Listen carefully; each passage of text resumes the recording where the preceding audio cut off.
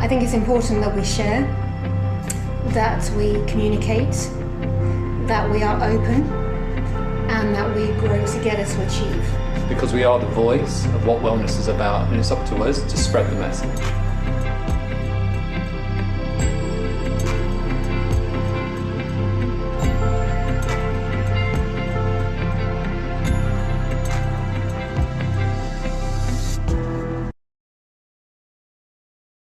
Good morning, ladies and gentlemen, and good afternoon to those watching in Asia.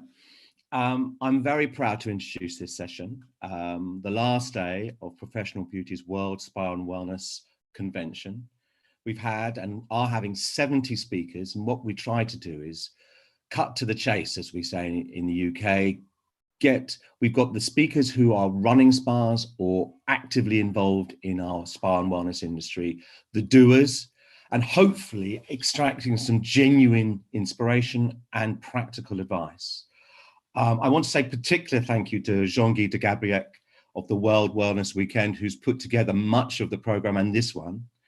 And I'll kick off this session, reopening strategies from an Asian point of view, and introduce our speakers in no particular order. Jeanette Tambaku, who's the founder of Jari Jari Spa and the president of the Malaysian Spa Association.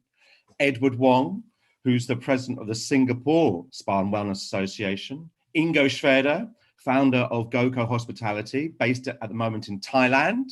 Neil Orve, founder of Sense of Touch, Hong Kong, and a great trainer. And last but by no means least, our gold sponsor for this session, Mr. Sami Gariani of Gariani. Thank you, ladies and gentlemen. I'll go to our co-host, Jean-Guy, will be chairing much of this session, but he's allowed me to ask the first question. So I'm asking Jeanette first, what are the 3 key measures that you are implementing in your post-COVID SOPs to make your clients feel as safe as possible? Good morning. Yes, good morning, everybody in UK and in Europe, and good afternoon again to everybody in Asia. Thank you for inviting me in this forum. Okay, first of all, the 3 key measures that we are looking at is, of course, the sanitation and the hygiene. And of course, we will need to conduct a thorough sanitation of the outlet and other common facilities, right? In accordance with the safety and health guidelines. So for example, we should have a sanitation station, mainly at the entrance of our spa outlets and in different areas with some hand sanitizers, dispensers, or a place for customers to even leave their shoes and change into new disposable ones upon arrival. And of course, we can also probably offer them a kit with hand sanitizer, facial mask, and health and safety awareness card to our customer upon arrival. And then at the same time, I think it's also important for us to have a checklist and having our staff to routinely disinfect the list of items and equipments in our spa throughout the day. And also, besides the routinely sanitizing, we can have our employees to provide with all the PPE equipment, such as the face shield, face mask, or disposable glove, or even disposable aprons. And I think the third one is, of course, the scheduled appointment by cross-booking treatments rooms. For example, if a customer had a treatment in treatment room 1, then the next treatment should probably be done in the next treatment room so that we can actually clean and disinfect and freshen up before using back the treatment room 1. So basically, we are trying to avoid back-to-back treatment in the same room. Yeah. No, good idea. Neil, what's your take on this? So hello everybody, and Mark, Jean-Guy, thank you for asking me to join. So I'm sitting in Hong Kong, and I think it's fair to say Hong Kong was one of the earliest places after China to get the COVID. So it was exploding here in February, and I had to close one of my locations in February. Fortunately, the landlord supported that decision. But what we started doing very quickly were taking temperature checks, asking clients to self-declare if they'd been traveling, to make it mandatory to wear a mask in all public areas way before the government did, way before. And that was quite contentious. There was a very, very big split in Hong Kong society where the local Hong Kongers were absolutely wearing masks and the expats were not wearing masks. It was getting quite ugly in some ways. You walk into the supermarket and you would see all the expats without masks on and all the locals wearing masks. And it became a case of respect. Wear a mask, respect your hosts. That's why it's relatively safe here now. So we were very early on that, and we made it mandatory that people had to wear a mask. And given that most of our clients are expats, that was quite contentious. But I think it was the right thing to do. Then communication. I think one of the main things here in terms of making people feel safe, and it's not just your customers, it's your internal customer as well, your staff, is you've got to communicate clearly, because it's not always done clearly by the government. Even the WHO's communication has been rather suspect over the last couple of months. So making it very clear to people that we do sanitize, we do clean, we do take the temperatures of our staff, we do take the temperatures of the clients. Anybody who's having a treatment has made a declaration they haven't traveled in 2 weeks or they've self-quarantined, and letting our clients know that we are doing that. So sending communication. One of the things I've been doing as the owner of the business is doing little video calls, little videos, 1 minute, 90-second video, and video blasting it to all my team, just to let them know that any issues, please contact me. This is what we're doing. Don't worry, you're not going to lose your job. Little things to make them feel safe, not just in terms of medical, physical safety, but emotional safety, financial safety. Yes. So I think when we talk about safe, we shouldn't just be talking about how are we dealing with COVID as an illness or a disease. We should be talking about the mental safety and the emotional safety and the financial safety of our staff as well. So I've been trying to deal with all of those things, but really around communication. Do you have, Neil, something in writing that, because I was talking to spa and salon owners in the UK, and they feel that some of their clients have been so used to doing something that obviously this is now a reset, but they're very much looking at producing something to point to say, look, is that, do you do that? Or do you think people are naturally, particularly the locals, they're aware and that's not an issue? No, we do. I think you've got to, hit as many of the senses as you can. So having something that's visual is just as important as giving a verbal, notification as well.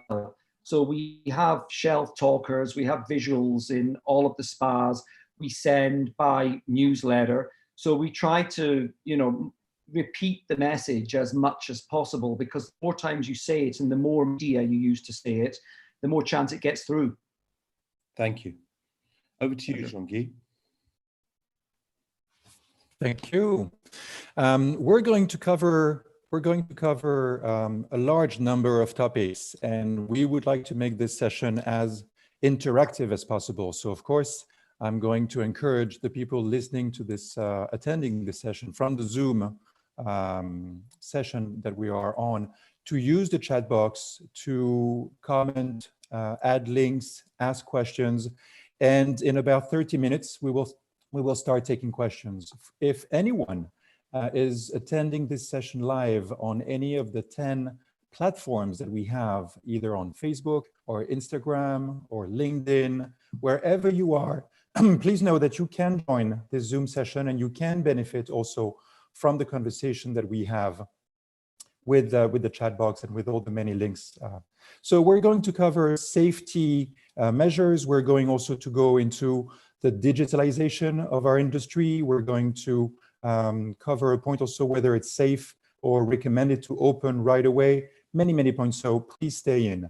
Edward, I'd like to turn to you because there's lots of conversation about whether it is safe or not to receive a massage with hands, or should everyone be wearing gloves? What's your take on this in Singapore?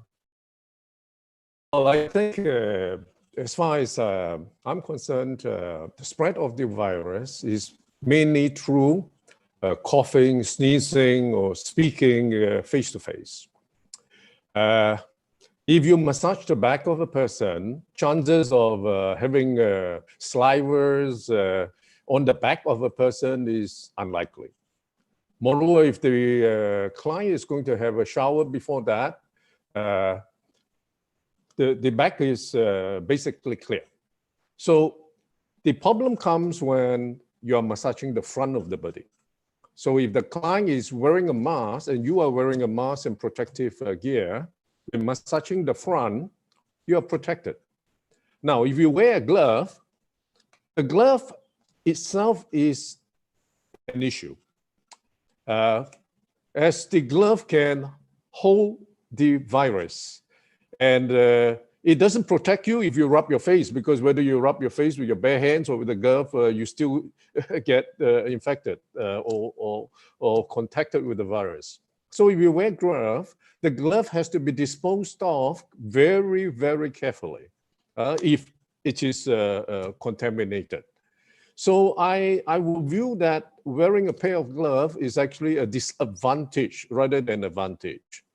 And then massaging with a glove is not comfortable, as we all know. So there are multiple disadvantages. And then also psychologically, when you come with a pair of gloves to massage your client, the fear factor comes in. Psychologically, it's not right.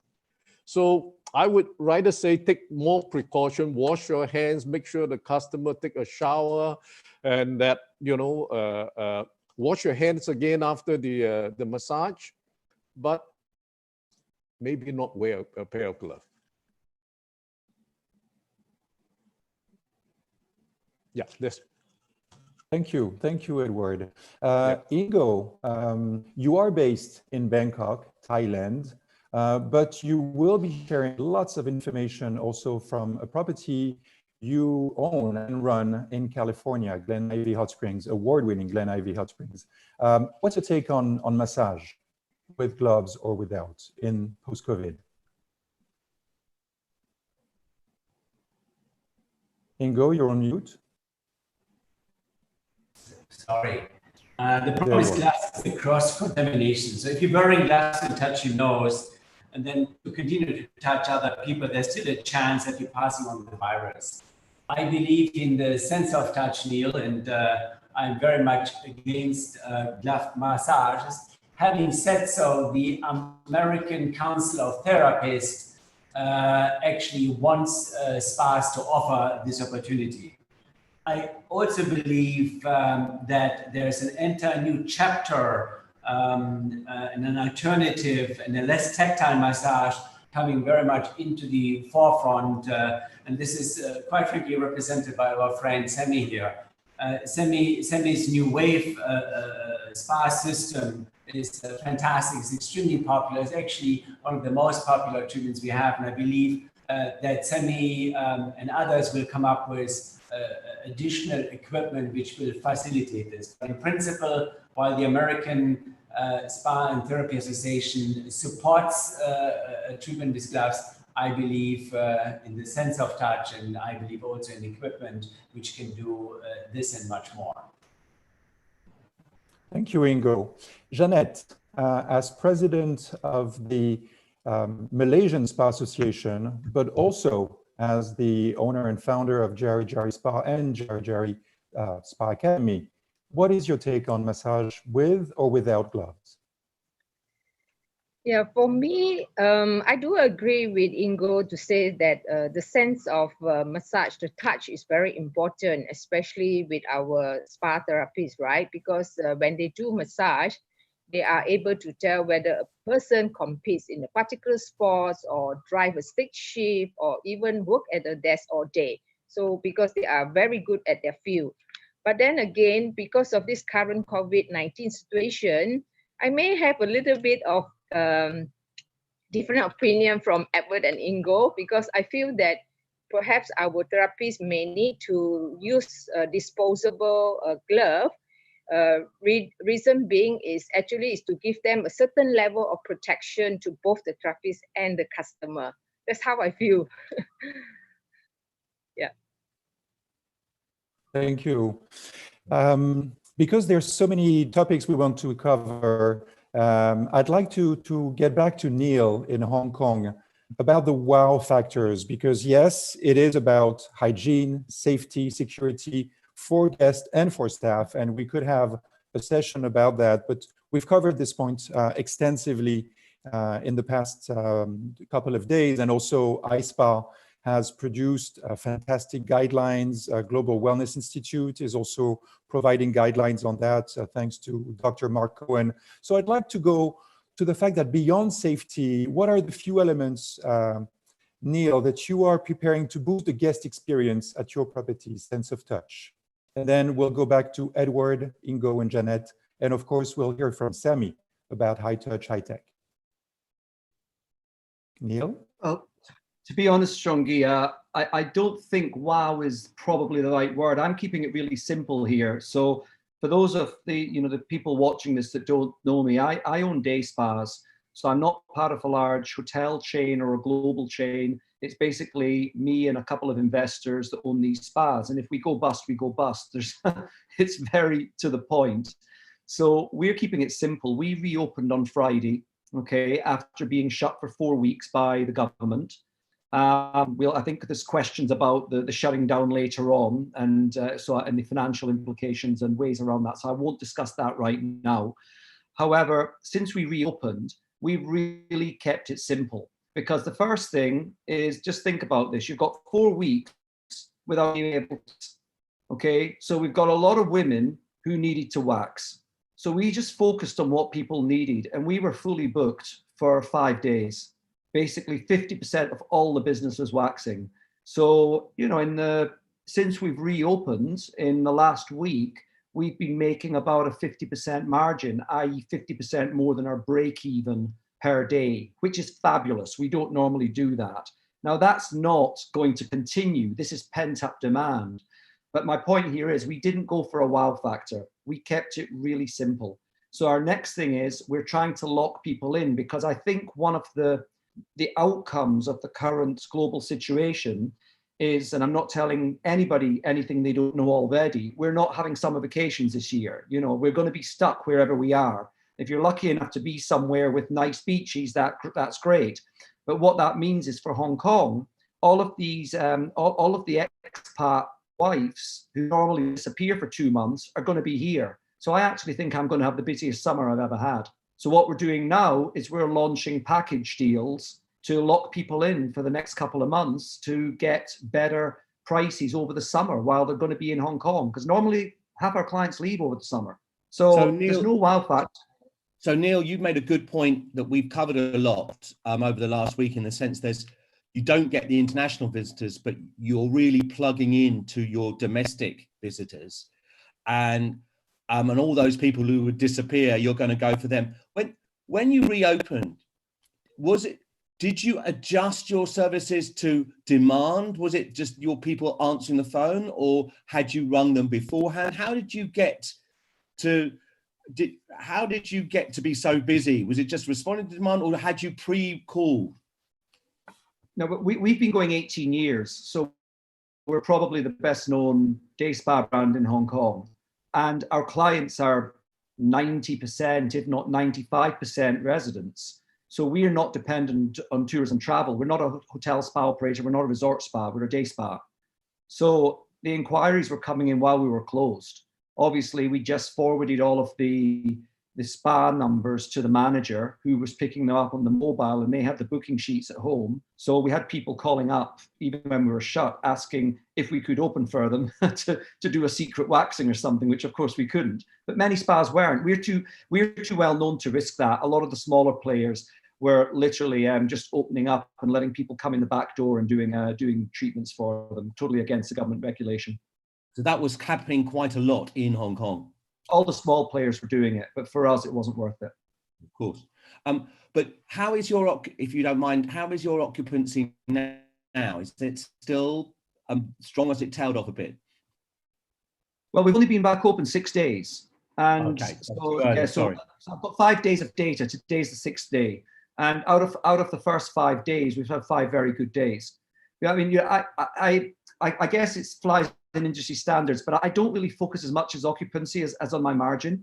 I'm more interested to know, am I making money today or not? No, but you see, Very you know, there's a lot of people around the world who I have said to me, will my clients come back? And you've very much answered that in the sense that, yes, there is a huge amount of pent demand for the basics. Look, Mark, people are desperate to get out and get some semblance of normal life back. And of course, I'm not just talking about spas here. I'm talking about restaurants. I'm talking about going to the cinema. I'm talking about having a drink in a bar. And you know, lockdown, few countries never had a lockdown, but we've still been impacted and many services were shut. So the demand is there. I mean, what I can tell everybody is when you reopen, there will be people who want to come back, but if you're not getting inquiries, to answer your question, Mark, you do need to be reaching out. And we're lucky we didn't need to do that, but we would have been if we didn't have that inquiry incoming. Thank you. Sammy, you actually made me feel really good the other day. Now, I want to tell people that he was in Dubai and I was in London, so there was, but I rang him up and asking that, whether Sammy would join the panel, and he said, Mark, if you'd rung me 2 weeks before, I think we'd had the worst 2 weeks ever.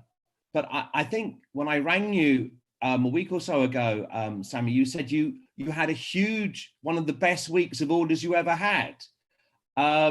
So explain that, and what is Gabriac doing, and what advice do you have to Jean-Guy's question? So thank you, Mark. Thank you, Jean-Guy, for the preparation of this panel and the others. They were really amazing. Unfortunately, I couldn't make all of them. So I think all of you run spas and knows about the industry from one side. I can tell you from the other side, because a lot of people come to us and ask us different questions where we are ourselves surprised. And I think it's important to understand what is the need. Definitely, if you ask me massaging with hands, the answer is yes. I will not go into details. There are so many plus and only less negative points. The second thing is we have hygienic issues that we have to deal with, and new ones, which are, as a manufacturer of spa tables, the issue about the cradle. This area is critical. So we have some solutions. I don't go to that now. We were asked many times also, how is it possible to get treatments without really touching, which doesn't mean that you will substitute the touch treatment. You need both of them.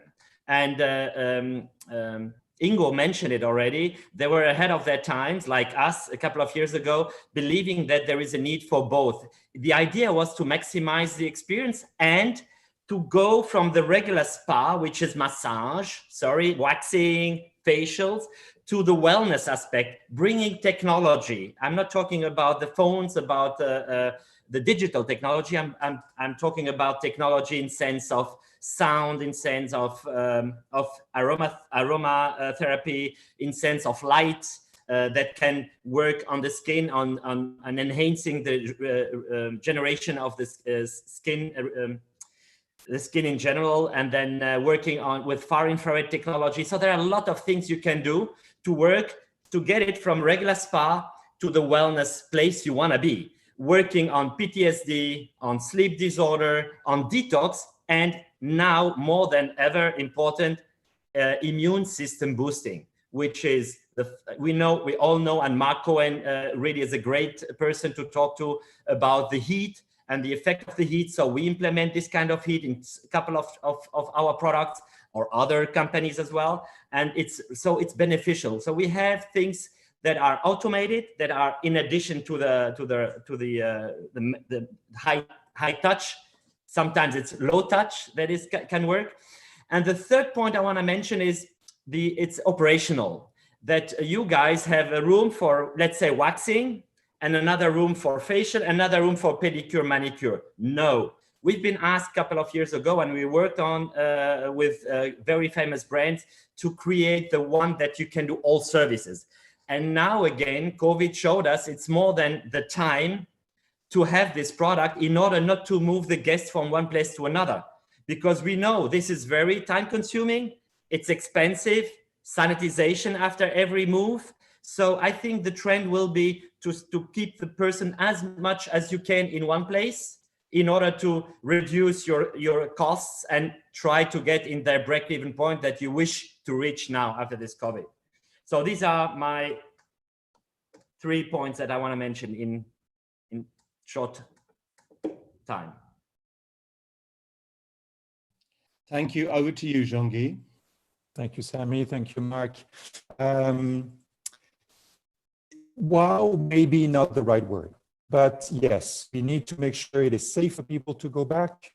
It is meaningful also for people to go back. Yes, there will be hygiene services that will be required first, but massage is definitely the bread and butter, and facial also is definitely where the high margins are related to products and product recommendation. Edward, I'd like to get back to you because for many years you founded and ran a school educating thousands of professionals in Singapore, and now you're the president of the Spa and Wellness Association in Singapore. How will you emphasize the physiological benefits of your treatments to boost immune system? You did mention something when we were preparing about a herbal pack. Can you elaborate on that? And then Igo, we'll turn to you about the things you're organizing at Glen Health Springs. Edward?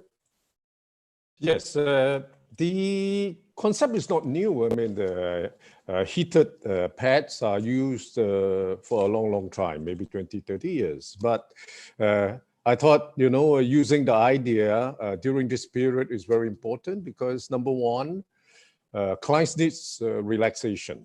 So a heated pad or multiple heated pads would provide a form of relaxation for the client. Number two, heat control viruses. You know, we heat it up to about 60 degrees before we apply on the client. Depending on the tolerance, we may use a towel or not. And then we put in very special ingredients, spices and herbs that has known antivirus, relaxation, revitalization properties, depending on the clients. So the pad is being wrapped in a cotton envelope or like a pillowcase, whereby we will change the pillowcase after every client. We heat up the elements in a microwave oven, so for 3 minutes. So virtually it kills whatever viruses or germs. Most of them anyway. In the 3 minutes heating up, and so far.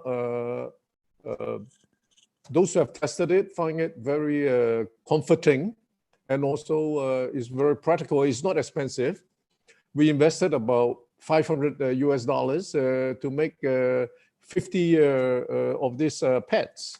So it's quite practical, inexpensive, and fun to play with. It enhances the value of the treatment. It's free, so clients can have it for free, and then we just give them 2-3 pats on the back when they lie down, relax before we start the massage. Thank you, Edward. Thank you. It is definitely echoing the recommendations of previous panelists that said, in order to avoid discounts, in order to avoid lowering prices, we should add value, and definitely adding meaningful value with physiological ons. It definitely makes sense. Ingo, on the first day, on Tuesday, Charles Davidson and Mark Hennebury, Mark Cohen, and Tom Bauer from the Hot Springs Initiative, people of your tribe, because you are also a member of the Hot Springs Initiative, did mention that they are turning their Hot Springs facilities into education, information, inspiration, to really help their guests to feel safe, but also to feel empowered to become their best health advisor, health managers. How are you changing, implementing this post-COVID situation at Glen Ivy? Glen Ivy is, like our friends in the Hot Spring Initiative, it's a large facility. We intend to open back on June 15th, perhaps July 1st. we stood in touch with everybody through a wide variety of educational classes, dedicated videos from a professional chef from Sheikh Maktoum Nutrition, Professor Mark Cohen, Kiki Stensgrad, so fitness, nutrition, hot springs. So education was the key component to stay in touch with our clients throughout the entire time. And what we're going to do when our clients come back now, which we know normally, as you know, you've been there, we have like 1,000 to 1,200 guests during most of the summer and fall period. We're only going to take in 350. And we're going to deliver a lot of add-ons, a lot of service touch points, like you can reserve dedicated lounges, you can pre-order your food. We have butlers to serve your food right away on your lounge.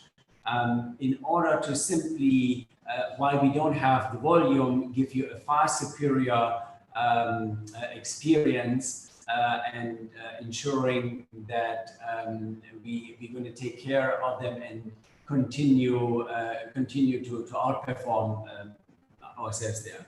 In addition to that, we have hired actually 6 different instructors, full-time instructors who will do nothing else than holding on a daily basis a wide variety of yoga, water aerobic, nutrition, painting, and related classes, again, to offer value for clients in order to learn body-mind balancing environment, to physically exercise, to understand more about nutrition and things like this. So many different touch points, many different initiatives, better service, more dedicated service, substantially less people, lots of educational classes, and making sure that everybody goes home with a better sense from themselves and a better sense of what to do in this kind of difficult environment and how to boost one's immune system and related. Thank you. Thank you, Ingo. Definitely, it's about the time of going back to the why. Why are we open? Why do we serve? How can we serve better? And going back to the added value. But there's also a big question behind the why. When? When is it safe to open? And not just on a hygiene perspective, but on a financial perspective. And I'd like to ask Janet, do you feel it is safe to reopen as soon as local regulations allow it? Because right now in France, we are allowed businesses are allowed to reopen since a few days ago, since Monday. But not all of the salons and spas are open. There some are waiting it out to see how the public, how the guests are responding. What is going to be your response to that? Yes, in Malaysia, we were told that our industry will probably be the last one to be open by the government. So a lot of us, there is a lot of quite a mixture sentiment, I would say, over here. Some of our association members who are very eager to open as soon as they can, and but the other half share their concern on how many spas really follow the SOP strictly. So in Malaysia, our spa wellness centers, which belongs to the members of the association, have been rated by the Ministry of Tourism. So with that, most of our members will definitely operate with the required standards that meet the stringent rating of the criteria set by the ministry, and so we will not be worried about that. However, the smaller operators and the reflexology centers that are not rated by the ministry, that will be our biggest concern. So that's why, given the tactile nature of the treatments, customers really need time to be confident, right, to visit the spa and the wellness center again. So our main concern now is that if any occurrence of the infection happen in any of the spa, then it would definitely make it harder for us to for the industry to recover. And then on top of that, there is a clause from our government directive stated that should any of our spas or any of our employers contracted the virus, we are liable to cover their medical fees, their close contact quarantine fee, and even their house disinfected fee. So that clause will, of course, definitely make us to think before we reopen. And we also must consider our ability, whether we can protect our customers and our employees, and to ensure that our SOP are in good order and also in straightly hired by the employees, right? So I think at the end of the day, it's still the choice of the each spa owners, whether they want to open or they want to close after the CMCO is uplifted. So due to this high risk of infection for staff and customer, I think there will be some who will open immediately and there may be some who may not open. That's my view. Thank you. Neil, in Hong Kong, is it safe to reopen right away or not? And if so, will prices increase? Firstly, I do not believe prices will increase. There's too much competition and too many people desperate to make some revenue. So the bigger risk is that prices will fall, actually, not increase.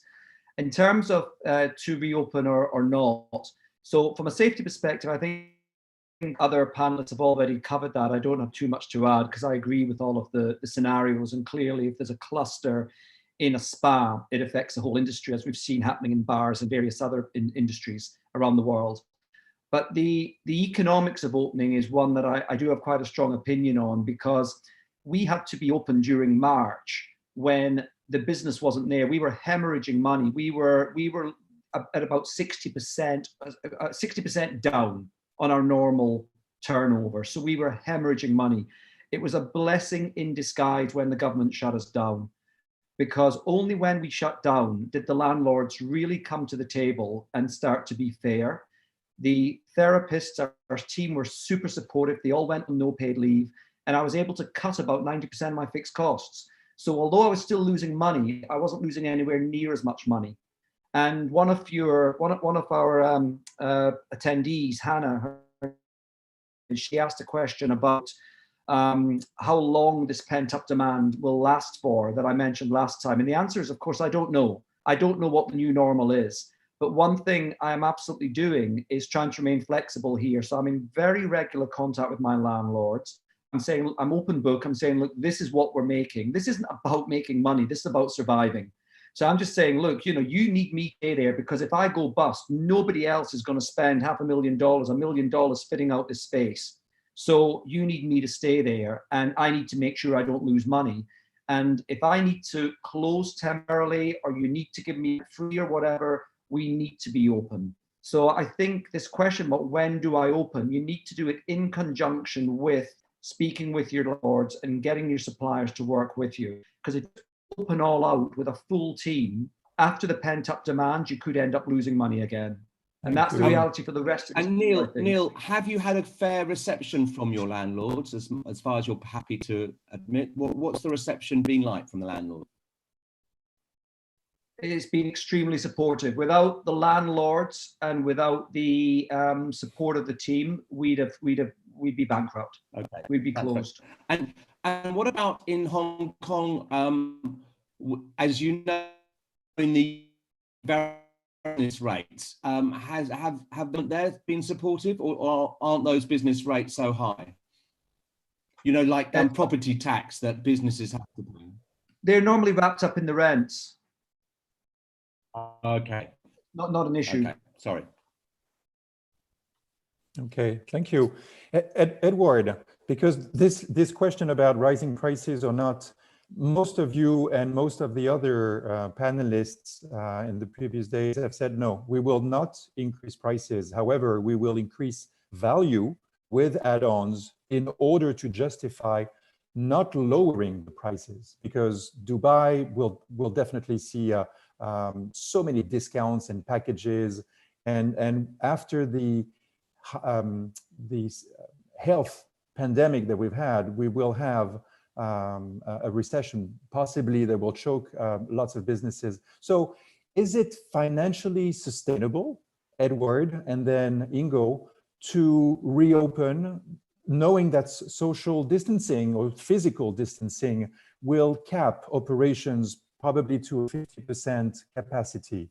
Edward, what's the take in Singapore, and then Ingo, with your view on the world, Ingo, not just Glen Ivy Hot Springs? Well, Singapore has Edward? closed. Singapore has closed for almost 2 months.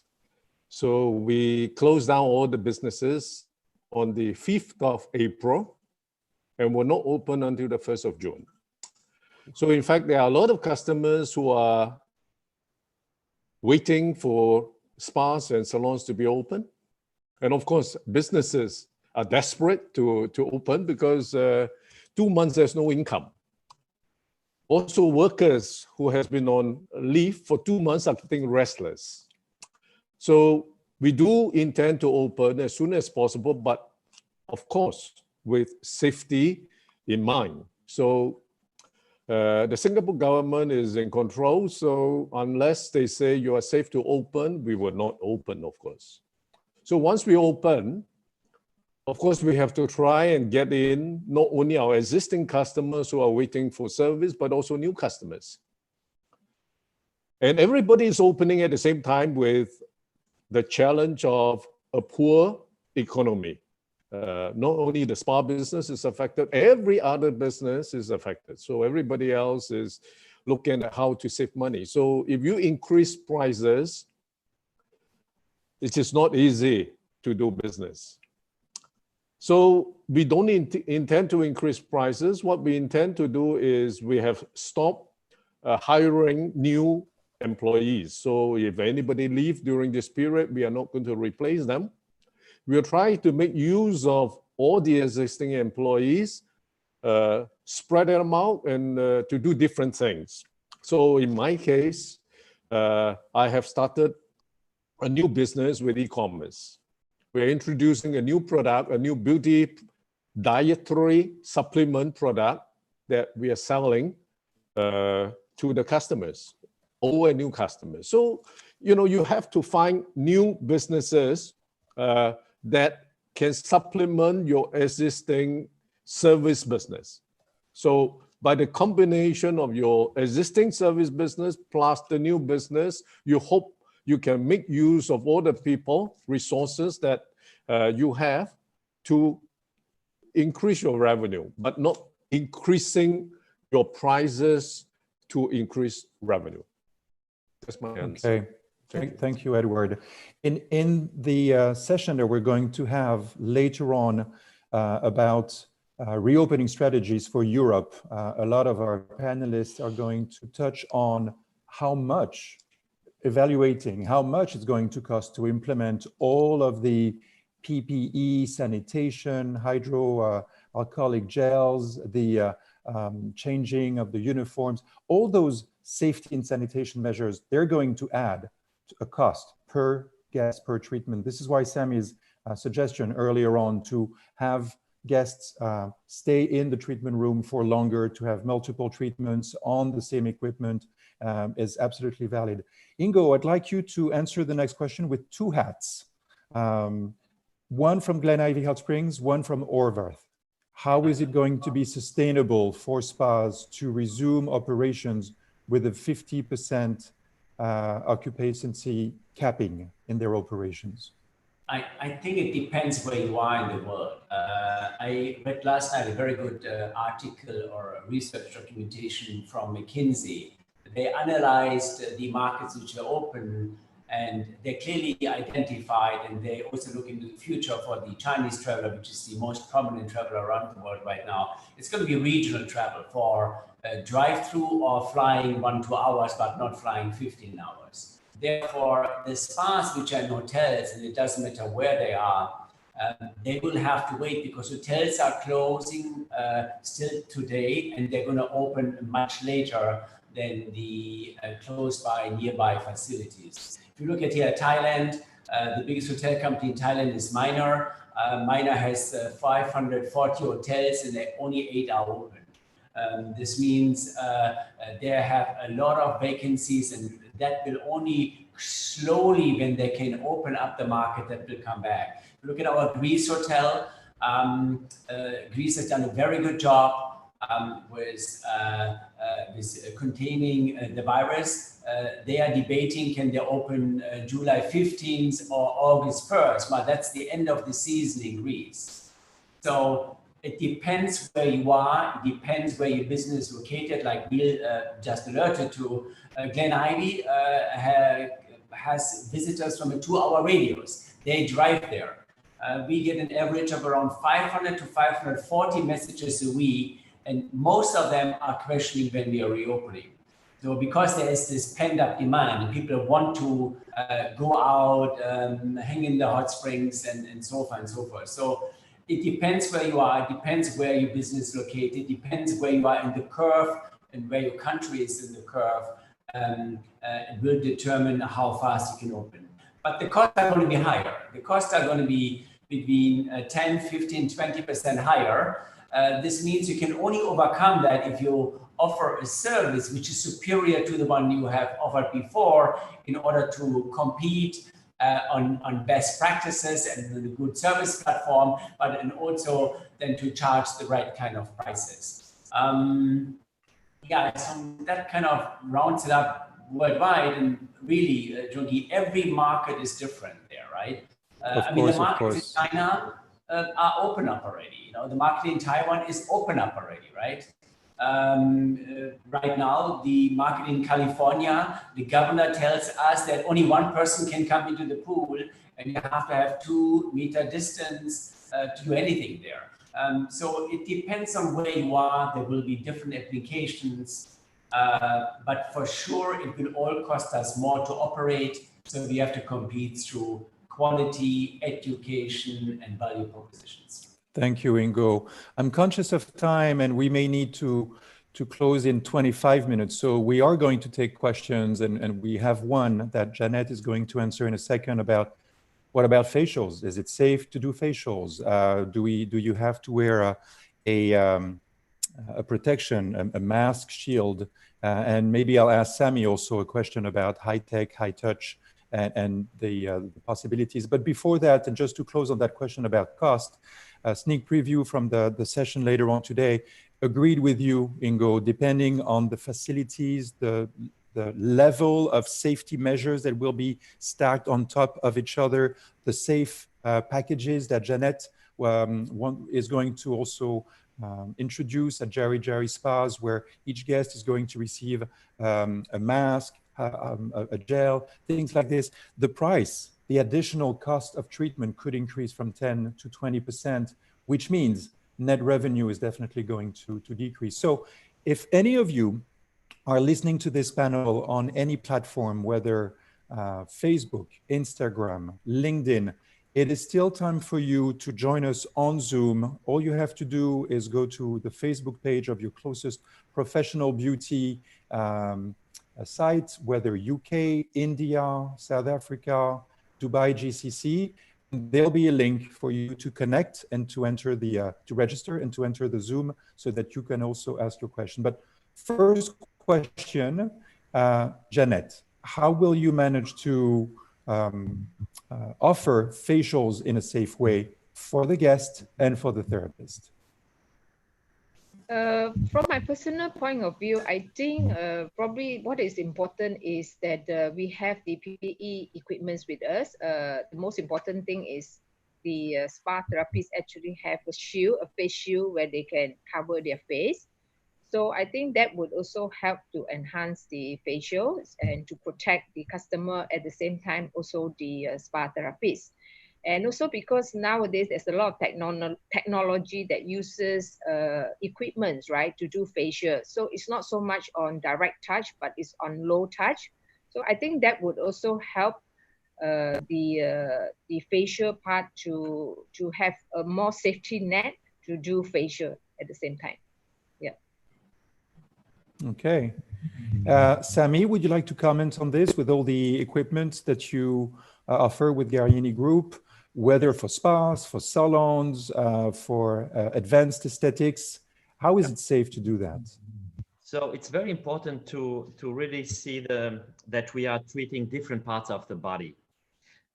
If we work on the feet, it's different protection than if we work on the face or on massage. We talked already, I think, a lot of times about massage and facial. I didn't follow all the sessions, but I think it's something it was not talked about. The thing we are talking about, social distancing, keep distance, and facial is very close. So, and it's really the most, I think, dangerous part, because if you work on pedicure, you are far away from the guest, you need your mask, etc. that work. So we have something that people ask us if you can create a shield to protect. There are shields that you can wear on the mask, and then you can turn your face around and left. We designed a plexiglass protection between both. This is, to me, it's more aesthetics than really functional. You have to be careful not to exaggerate, you know. So I think if you do it right, you protect yourself with the mask and the shield, and the guest should wear the mask. I think you cannot do more than that.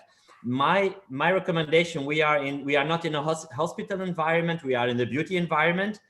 Wear above your mask some fashion mask. Try to hide it a little, and even without making it less safe. Because if you arrive with this bluish one, you kind of scary people. We all know that from the other medical environment. Then you don't want to. What we did all our best to get the spa far away from the medical environment, and now we are obliged to bring these instruments, the PPEs, that we have to change them in a fashion way. This is my point of view. So if you ask me, Sammy. Sorry? Thank you. And you're right about the mask. Yes, there is the medical grade mask that you can wear, but also Noel Asmar, based in Canada, is producing special masks for spas and salons. Debbie, also Leon from Fashionizer, is producing them. And I have to recognize, thank you, Sammy, for being the gold sponsor of this session, but also next to me, there are also other logos of Biologique Recherche and Lemmy, and sneak preview on the next session about answers from Europe. You mentioned a shield, Sammy, and there is also such a solution called as the Spa Shield that Matteo Puseferi from Lemmy is also going to introduce. Yeah, we're not. Sammy, tell me though, elaborate on the point. I was quite interested because on a general thing of your business, you had said, share the story, because I think I know most of our audience, of course, run spas, they're not suppliers, but I think they will be heartened to know that the level of bookings you've had in the last couple of weeks. Would you share a bit of that? Because you were saying it was absolutely dire and now it's almost been the best. Would you share that? I think first, thank you, Mark. I think it impressed you what I told you, but just a reminder, I started my business 91, which is 29 years. And I can tell that I know, I think a lot about the industry. And when I started with 91, people told me, Sammy, are you crazy? It was a recession, bank recession problems. This is the worst time you can start your business. Why I'm mentioning it? Because we are, again, it's like a cycle. We had this 2008, and now we are with another. So there will be an up. We all know. The question is, again, we start in a difficult time, getting better. I was surprised because now going back to what I told Mark, it was 2 weeks like paralyzed. I think all the world was paralyzed. No one was. It was scaring. No phone calls, nothing.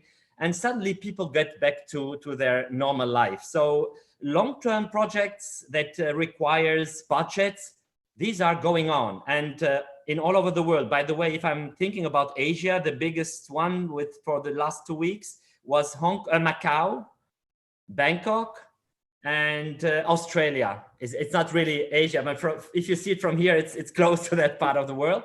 So we see that long-term projects are there. You cannot stop doing that. You have to adjust after your parameters, definitely. When I go to Europe, our major business in Europe, it's about day spas, smaller businesses in all over Europe, mainly for sure Germany, Benelux, France, and all the countries that already started to open. I was surprised 2 weeks ago, I'm calling my team, because in Germany, we never did a lockdown. I think Germany kind of tried to find a solution in between, which seems to work better than others. So it's, they are buying, people are telling us, we need a new table, we need this new, we need to, it's time now to renew and to be better than my competitor and faster. So it's wrong to say wait until the others, because if you wait, the other will pass you. Thank you. Thank you, Jean. I brought that in because I think people need to know that if people are booking high-end equipment, it must mean that there is hope for all of us who are still under lockdown. Over to you, Jean-Guy. Thank you, Mark. And as we are nearing, maybe we will see one or two last questions, but there were lots of questions about facials, about massage with gloves. So it was very technical or oriented. With 10 or 15 more minutes to go, Jeanette, I'd like to turn to you because I'd like to also open up on an optimistic note. When we were preparing, you mentioned your attitude becomes the most single factor in commencing any climb. Can you elaborate on the story you've heard from that person with mountain climbing and facing adversity? If you can unmute yourself. Yes, it was a very interesting sharing from a friend in the Facebook. Basically, what I learned from him is in order to stay positive, we need to do what we can to uplift one another, and at the same time by helping to build social resilience in our interaction with each other. So we should pay attention to each other with genuine interest, and then being there, being present and responsive to one another. So I think that is caring comes in as well, and also to help to look at another one person's perspective. Yeah. Importantly, we are here to encourage each other and sharing mutual respect and value. So what is important is our attitude, where we becomes the single most important factor in commencing any climb. I'm an avid mountain climber, and this friend of mine is also an avid mountain climber. So as we climb on the mountain, we always say next steps, right? Which carry us through. So don't stop, my friend. Just take next step and take next step and take next step and take next step. And there we can plant today and harvest tomorrow. Thank you. Thank you so very much. And it's true, it's plant today, but also plant today and harvest tomorrow, as you did mention with this. Ingo, I'd like to turn to you, and then we'll ask Neil also his take on this. So many times as an owner, as a managing director, there are strategic decisions you want to make. There are strategic turns you want to make in your business, but business is going on and on and on, and it's hard to find the right moment, the right momentum to do that. Maybe in a time of crisis, that's the time to do drastic changes. What are you implementing and at Glen Ivy, and maybe recommending also to other properties you're managing, maybe Dios Cove in Greece? But you need to analyze your business in the time of crisis. And you need to look of how to be more efficient, more agile, how to be out of the box, and how to anticipate what the clients truly want. In Glen Ivy, the mantra was very clearly, we want to move more and more towards not only hot springs, but dedicated wellness programs.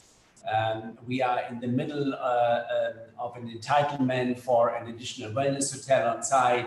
Therefore, the hiring of additional manpower in the area of teaching, education was of importance.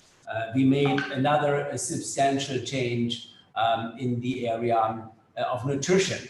We will come up with an entire new nutrition program, because I believe, in particular in North America, where food often is kind of consumed on the go and a little bit not as, there's too much fast food. I mean, net, there's too much fast food. Let's not beat around the bush. We will totally enhance our food program towards a different nutrition aspect. And the third one was simply, I mean, we brought down Glen Ivy from 1,500 people to around 1,000, 2,200 people. And now we're going to go to 800-900 people to simply uplift the entire service platform to an ever more sophisticated level. And what we can see that the guests actually are with us. We have more and more pre-booking, so we can plan this substantially better. We still have around 220,000 guests there, so that's good. In terms of Diascope, we do something very different. We are expanding and doubling actually the space at Diascope. We are doubling the facilities. We're going to go into more integrative concepts there.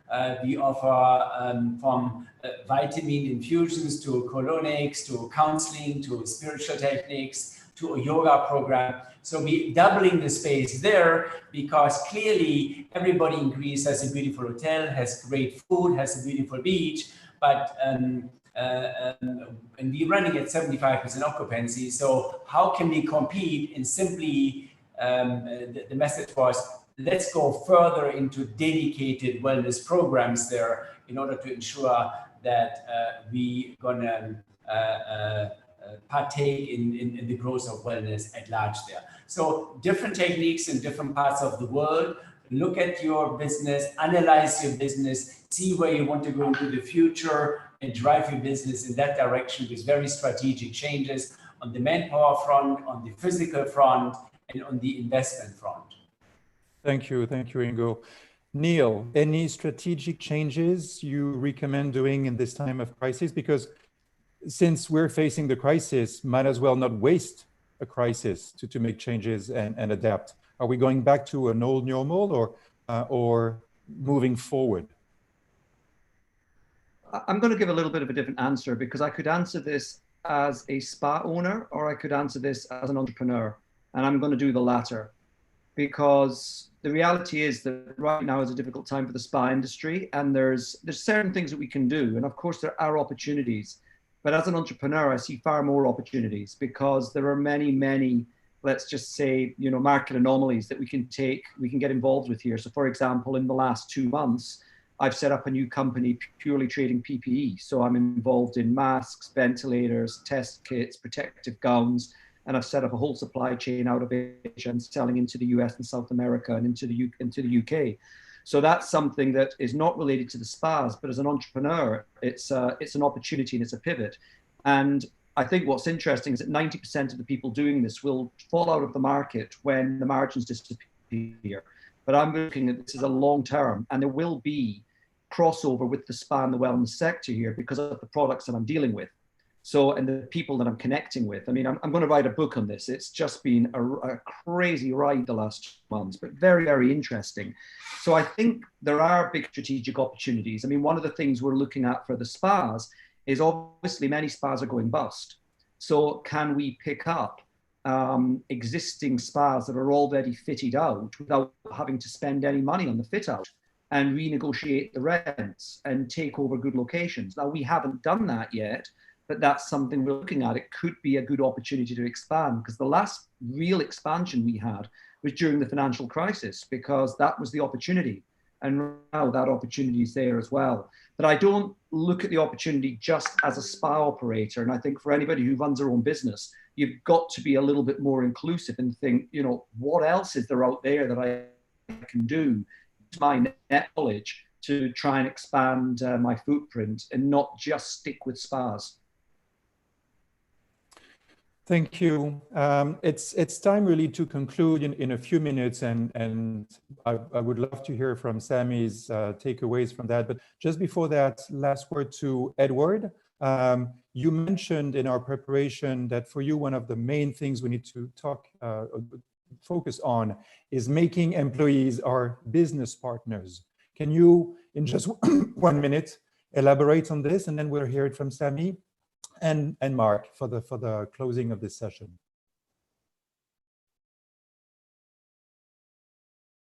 Edward, you're on mute. I mentioned earlier that we are opening the spa with the introduction of a new product, a dietary supplement to enhance beauty. It's a new concept, is something that complements our existing business. And instead of cutting down staff or cutting their salaries, we tell the staff, hey, look, we have this new business. We give you a share of revenue, if you promote the business. So virtually they become our business partners to promote our new business. So I don't have extra costs because they are already paid for. I just use existing staff and give them a business opportunity to embark on so that they can enhance their income while enhancing the income of the company. So that's what this is. And I think many spas or salons can do that. Thank you, Edward. Mark, over to you and Sammy. I'll close up. Sammy, you want to say a few words, please? Yes, a few words. I think we've been talking about high-tech, high-touch, and I think I have a new slogan for our industry, which is high-tech, high-touch, hygiene. Take these 3 words. It's very important. They belong together. Secondly, technologies are more than required than in the past. All aspects of the operations in digital and in physical. The third thing is don't be afraid to go for it before others will win the game. So be safe, be successful.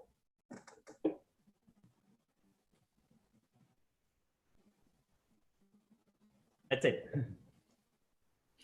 Thank you. Unfortunately, gentlemen, we have to wrap up this panel. Thank you for your contribution. I hope it's been valuable to our audience. From seeing so many panelists the last few days and generally in contact with the industry, I take an element of many of us do not know what the future will hold. We clearly don't. There are all sorts of predictions, but as Neil said, communication is key with one's staff and one's customers. People will accept a lot if you're clear and you're honest, even if you have to make extremely tough decisions. And flexibility. And this lockdown has given many of us as entrepreneurs the opportunity to look and reset the business, even if we don't know what or many of us don't know what the route out will be. Gentlemen, ladies, Jean-Guy, thank you very much for your contribution. Next session literally is in 20 minutes, 10:30 UK time. All the best to you all. Thank you. Thank you. Thank you.